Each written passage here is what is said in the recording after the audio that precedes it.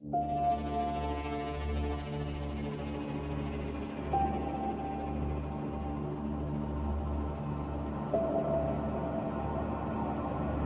si Jen.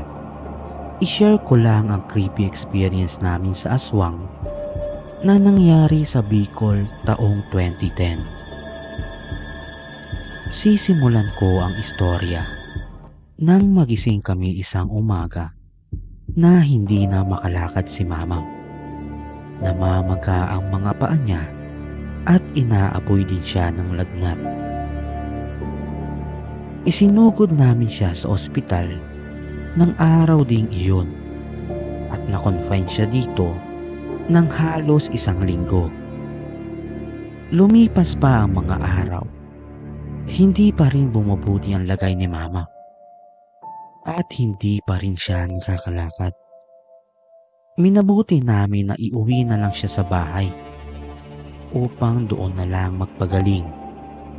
Ayun din kasi ang gusto niya upang makalanghap din siya ng sariwang hangin. Isang gabi, may napansin kaming dalawang paru-paro na nakadapo sa kurtina kung saan malapit natutulog si Mama. Isa itong kulay puti at isa ring kulay dilaw. Nanatili iyon hanggang sa mag-umaga. Hapon ng araw ding iyon, may dalawang babae ang dumalaw sa bahay. Tansya ko ay nasa edad 50 na ang isa at nasa 70 naman ang isa pa. Tinanong namin ang mga ito kung sino sila at anong pakay nila sa amin. Tingnan nito, sila daw ay sina Eva at Abet. Naparito sila upang gamutin si Mama. Sabi pa nito, pinapunta daw sila ng kapatid ni Mama upang gamutin siya.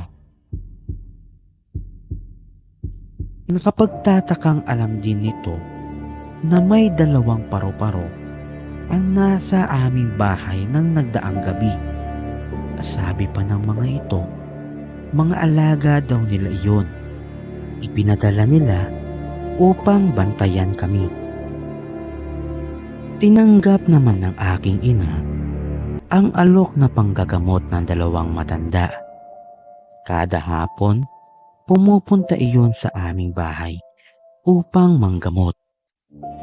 May mga ipinapahid sila na langis sa mga paa ni Mama. Sabi ng mga ito, gamot daw yon para bumuti na ang kanyang pakiramdam. Lumipas pa ang mga araw at linggo. Napansin namin na tila walang pagbabago. Tila mas lalo pang lumala ang kondisyon ng aking ina. Pansin namin na mas lalo pang humina si Mama at nag-umpisa na rin itong mangayayat. Kung dating mga namamaga nitong mga paa ay nag-umpisa na ring magsugat na merong nakakasulasok na amoy. May mga napapansin din kaming kakaiba sa tuwing gabi. Palaging parang may mga naglalakad sa aming bubong.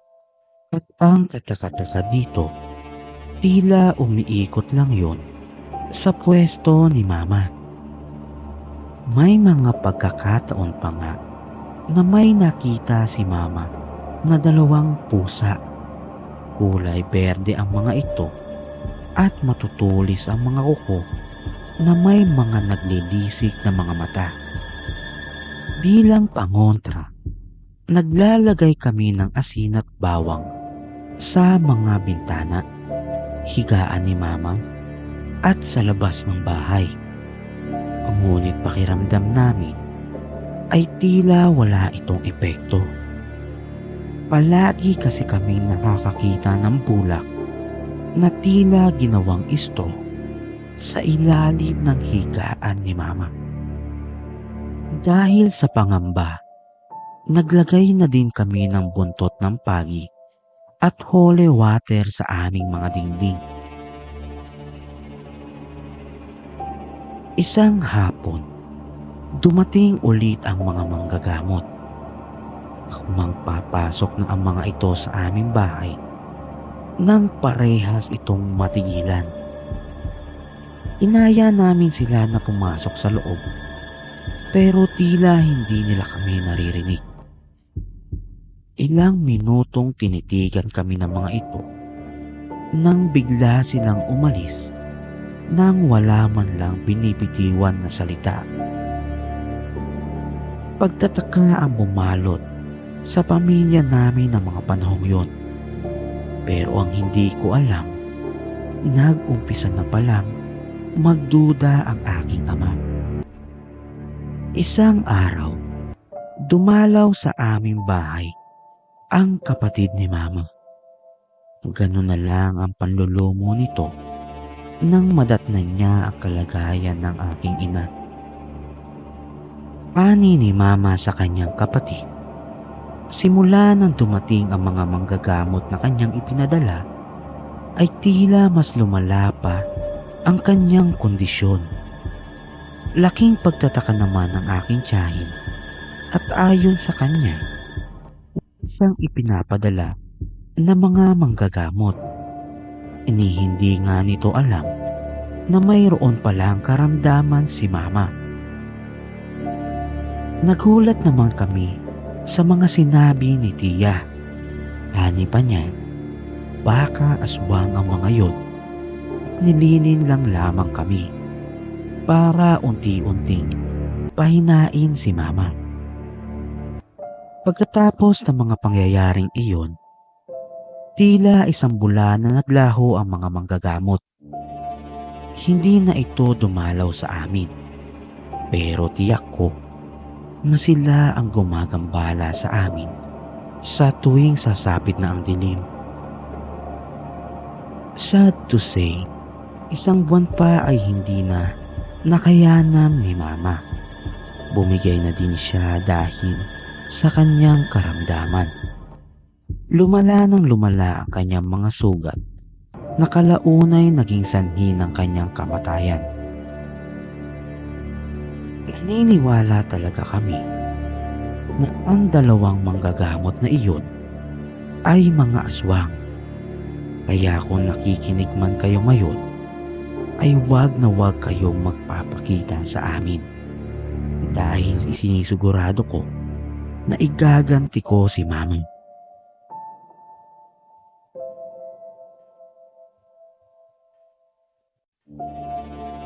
Magandang hapon po sa lahat. Gusto ko lang pong ibahagi ang aking karanasan sa isang aswang.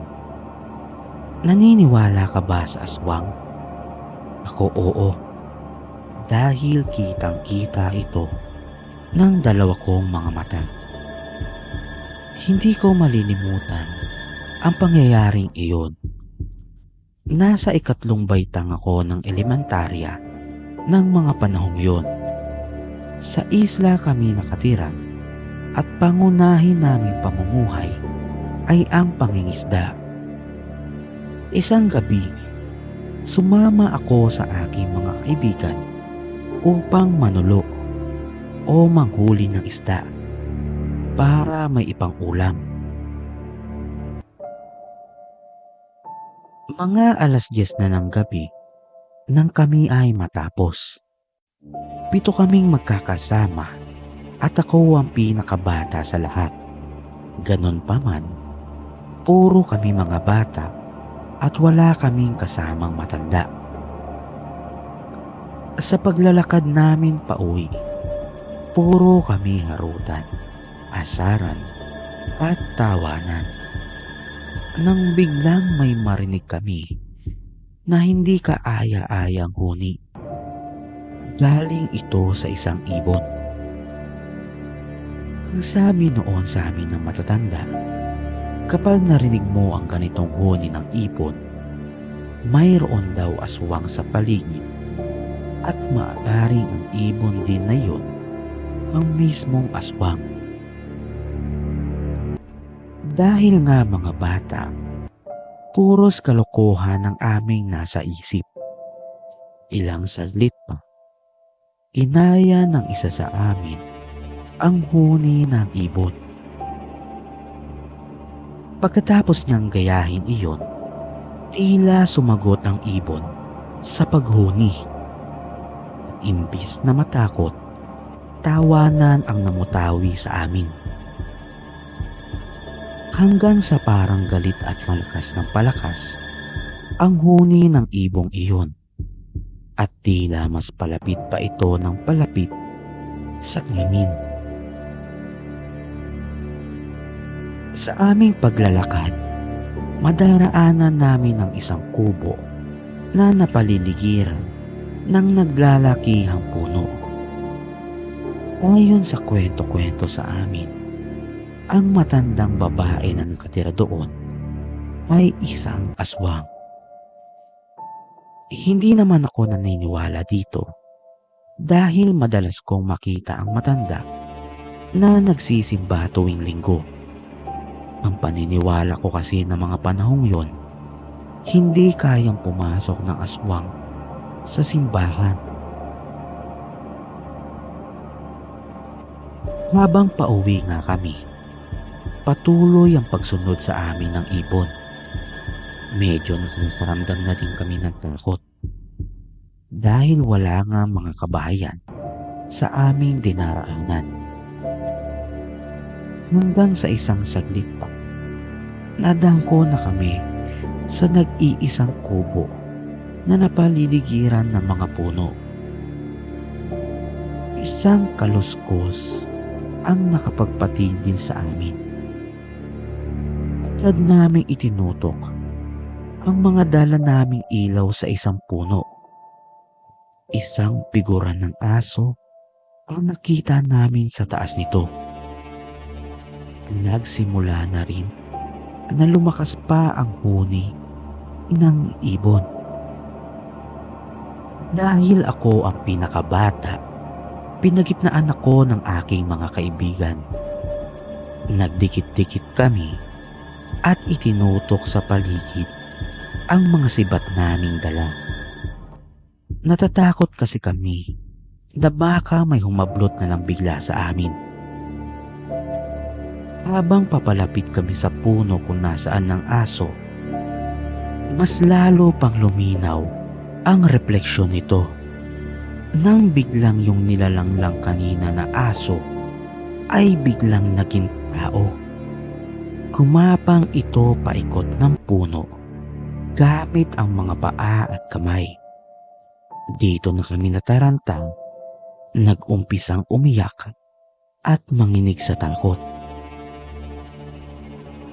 Sa sobrang likot ng nilalang, nag-umpisa itong magpalipat-lipat ng puno sa pamamagitan lamang ng paglundag. Maya-maya pa, kumapang ito pababa upang kami ay harapin. Nang nasa harap na namin ang nilalang, ipinukang nito ang kanyang bibig at kitang-kita namin ang matatalas nitong mga ngipin. Hindi normal ang laki nito na tila kaya nitong lumunok ng isang buong sanggol. Matapos nito, kumapang palayo ang nilalang at lumundag papunta sa kagubatan. Dahil sa takot, hindi namin namalayan na pare-parehas na pala kaming iisa sa lawal. Matapos ang pangyayaring iyon, naghiwa-hiwalay na din kami para makauwi. Pagdating ng bahay, hindi na ako nagbanlaw. Nasa labas pa kasi ang aming palikuran. Natatakot din ako na mabalikan ng aswang. Sabi ko na lang sa aking nanay na nagbanlaw na kami sa balon na aming nadaanan. Hindi ko na rin ipinaalam sa kanya kung ano ang nangyari. Kinabukasan, kalat sa aming lugar ang enkwentro namin sa aswang. May mga naniniwala at meron ding hindi. Ayon sa mga ito na maaaring hayop lang yung nakita namin. Nabalitaan ito ni Mama, ngunit maging siya ay hindi naniniwala. Hanggang dito na lang po muna itong aking kwento. Sa susunod, ibabahagi ko naman ang ikalawang engkwentro ko sa aswang sa parehong lugar na ako lang mag-isa. Salamat po.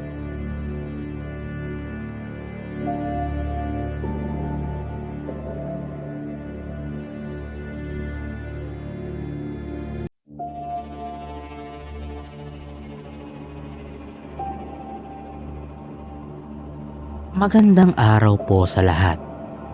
Nais ko lamang pong ibahagi ang aking karanasan sa aking anting-anting. Tawagin niyo na lang po ako sa pangalang taga Maynila po ako at ang aking probinsya ay sa Pasay, Samar. 24 years old na po ako ngayon, pero ang kwentong ito ay nangyari noong 18 taong gulang pa lang ako. Hulyo taong 2018 nang nagbakasyon ako sa Samar. Nag-iisa akong lalaki sa aming magkakapatid.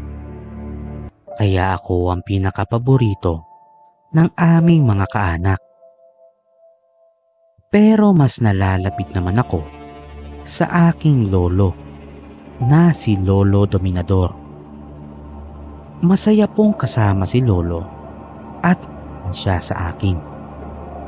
Palagi siyang nagkukwento sa akin tungkol sa kanyang mga karanasan noong kanyang kabataan. Ni Lolo, noong mga panahong kaedad niya pa lang ako, ay palagi siyang nakikipaglaban sa mga aswang. Ako naman, hindi masyadong naniniwala, lalo na nasa modernong panahon na tayo ngayon. Hinahayaan ko lang si Lolo na magkwento. Totoo naman kasing nakakaaliw ito. Ang umagaw talaga sa aking atensyon ay yung kwintas ni Lolo na tila may malaking ipin na palawit.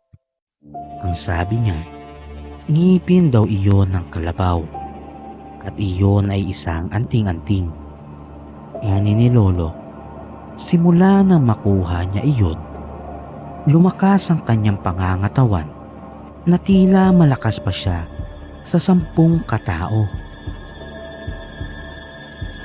Pinaalala din sa akin ni Lolo noong minsan nagpunta kami sa gubat noong ako ay nasa 12 taong gulang pa lang. Bumuhat si Lolo ng isang pagkalaki-laking troso noon.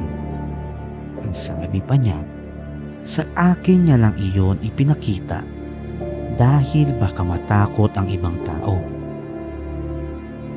Agad nagbalik sa aking alaal ang mga panahong iyon. Alala ko pa na ang buong akala ko ay normal lang iyon sa mga matatandang lalaki.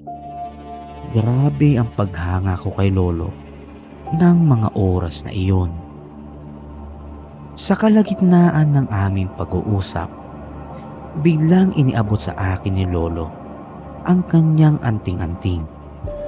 Ini niya, nararamdaman niyang hindi na siya magtatagal. Baka sa susunod na pagbisita ko ay hindi ko na siya maabutan. Tinanggihan ko si Lolo at sinabing mahaba pa ang magiging buhay niya.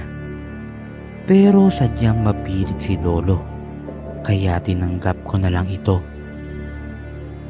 Ngayon kay Lolo Dominador, orasyon daw ang pakain sa anting-anting at lagi ko daw itong dadasalan sa araw ng Martes at Biyernes. Itinuro niya sa akin ang orasyon. Huwag ko daw itong kakalimutan dahil magugutom daw ito. Nang makabalik na kami sa Maynila, higit 3 buwan lang ay nabalitaan namin ang pagpanaw ni Lolo.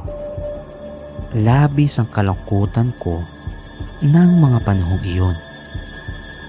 Agad kaming lumawas pa Samar para makiramay. Ani ng aking mga kamag-anak, ako raw ang hinahanap ni Lolo bago ito malagutan ng hininga. 1 taon ang nagdaan. Mayroon po akong kasintahan na itago na lang natin sa pangalan na Jelin. Inaaya niya akong pumunta sa kanilang probinsya sa Kawayan, Masbate. Kaarawan daw kasi ng malapit niyang pinsan. Pinagbigyan ko ang aking nobya at nag-file ako ng 1-week leave para na rin makapagbakasyon. Nang makarating kami sa probinsya, isang malaking salo-salo ang naabutan namin. May mga nagiinuman, nagkakainan at kantahan. Maganda ang lugar, kaya lang medyo layo-layo ang mga kabahayan. Medyo liblib din kasi yung lugar nila. Kumakain at kumakanta lang ako noon. Hindi kasi ako umiinom at naninigarilyo. Napagkamalan pa nga na ako ay isang binata na mga kapitbahay nilang babae. Kinakausap nila ako. Pero nung narinig yon ng aking nobya, proud niyang sinabi na nobyo niya ako. Sinabi niya sa akin na ginawa niya lang yon para hindi na ako kulitin ng mga dalaga sa lugar nila. Hindi naman ako kagwapuhan, may itsura lang, makinis at maputi. Ipinakilala din ako ng aking nobya sa kanilang mga kamag-anak. Mababait din naman sila. At yung may birthday na si Ate Rose ay 6 na buwan na palang buntis. Hanggang sa matapos ang kasiyahan, nag-uwian na ang lahat ng mga bisita at mga kaanak. Halos 6 p.m. pa lang noon, pero parang hating gabi na sa sobrang tahimik. Kila Ate Rose kami tumuloy. Maganda naman ang bahay nila kahit gawa lang sa kahoy. May 2 kwarto, 1 sala at kusina. Malaki ang bakuran at maririnig mo ang katahimikan ng paligid. Nung kumakain na kaming 4 kasama ang asawa ni Ate Rose na si Kuya Poy, bigla na lang napakwento ito si Ate Rose. Ani nito, salamat daw at pumunta kami. Salamat dahil may makakasama sila ng 1 linggo.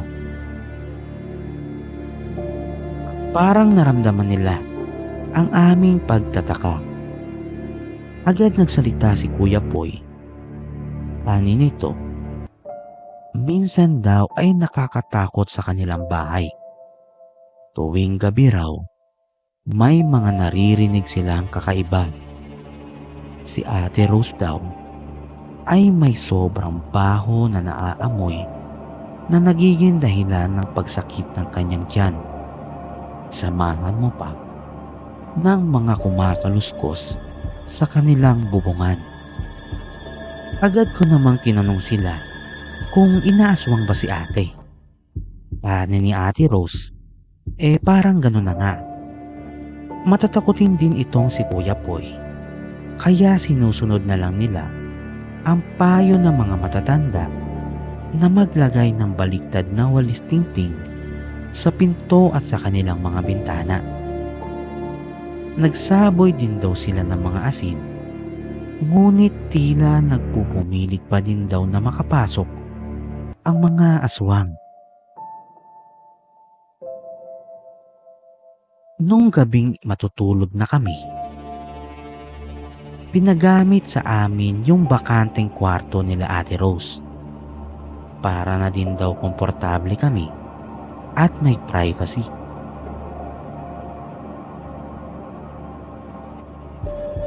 Hating gabi, nang magising ako dahil kay Jeline.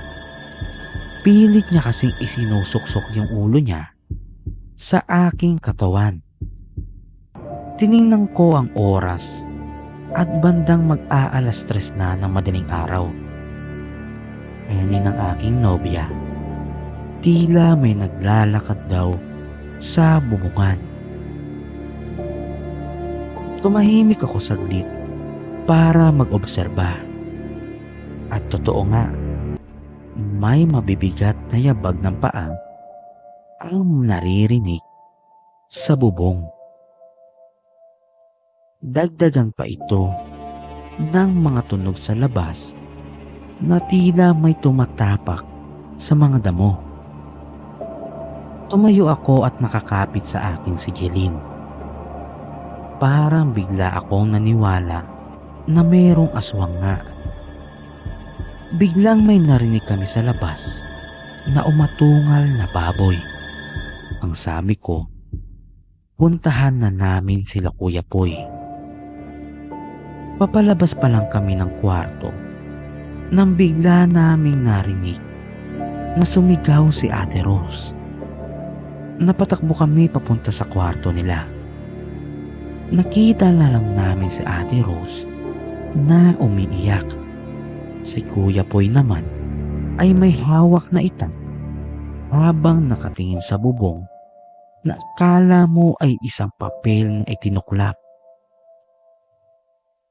Ang sabi ni Ate Rose, may halimaw daw sa bubong na kakilakilabot.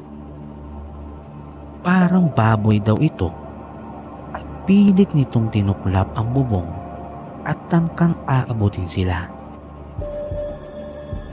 Nangangatal na sumigaw si Kuya Poy para palayasin ang aswang. Hindi ko alam kung bakit, pero tila hindi ako nakakaramdam ng takot. Hindi ba ito sa dumadaloy kong dugo na waray? O dahil ganun lang talaga ako? Pakiramdam ko pa nun ay parang napakalakas ko. Umiinit din yung kwintas na bigay ni Lolo at ang gaan-gaan ng aking pakiramdam. Pinatabi ko si Kuya Poy at ibinalik ang tuklap ng yero. Gulat na gulat silang lahat noon sa akin. Hindi man lang daw ba ako natakot na baka bigla na lang akong sakmalin ng nilalang sa bubong. Ang sabi ko sa kanila ay sa sala na kami pumesto.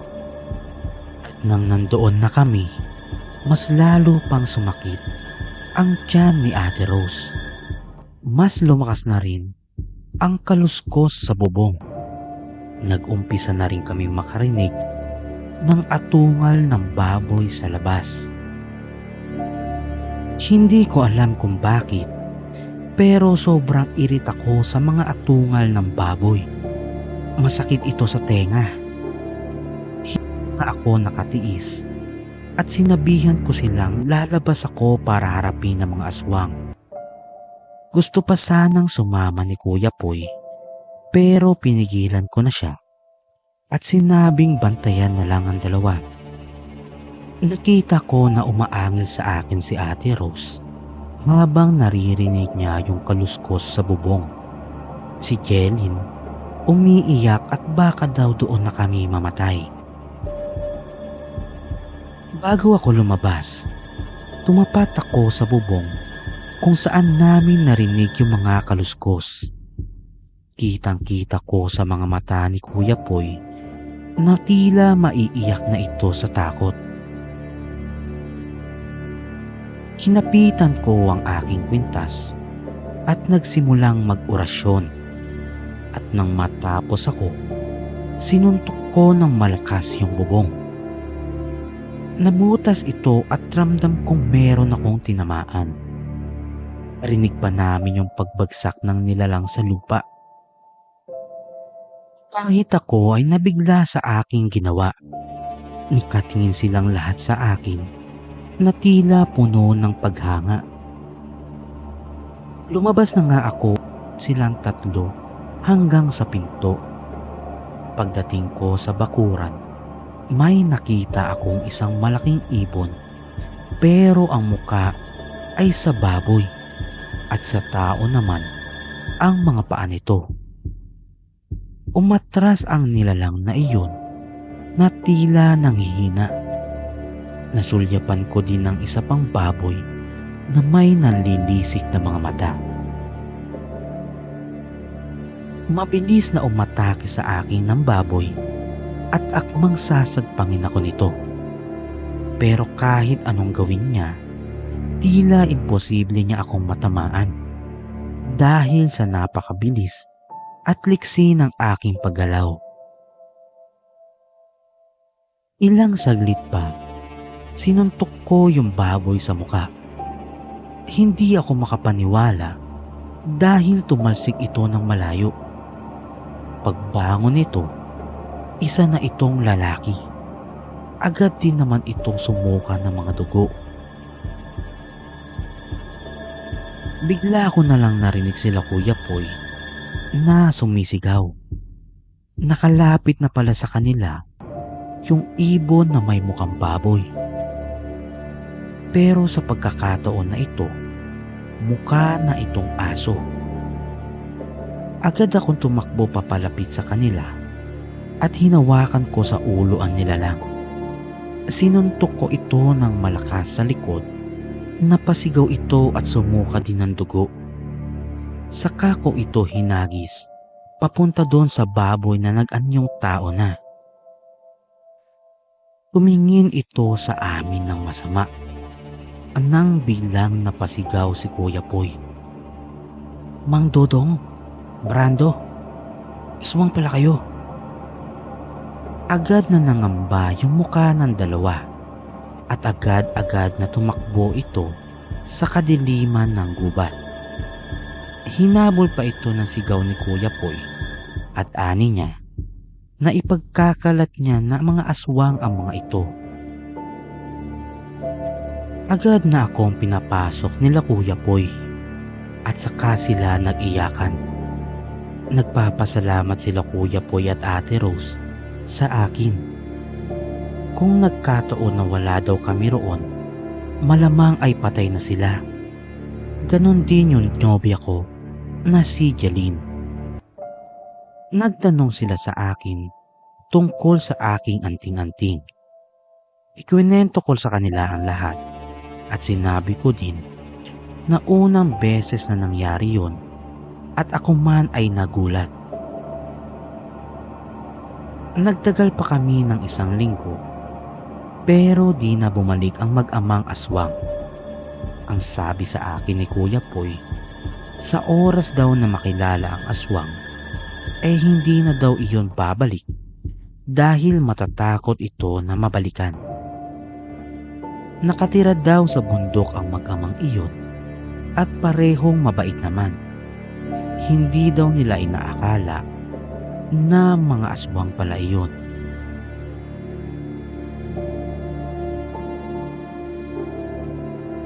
Ngayong 2024, nasa akin pa rin ang ngipin ng kalabaw at balak ko itong ipamana sa aking lalaking anak. Marami pa po akong karanasan, hindi lamang sa aswang, kundi sa iba-iba mga elemento. Sa susunod, ibabahagi ko rin ito sa inyo. Hanggang dito na lamang po. Sana'y nagustuhan nyo ang aking kwento. Maraming salamat po.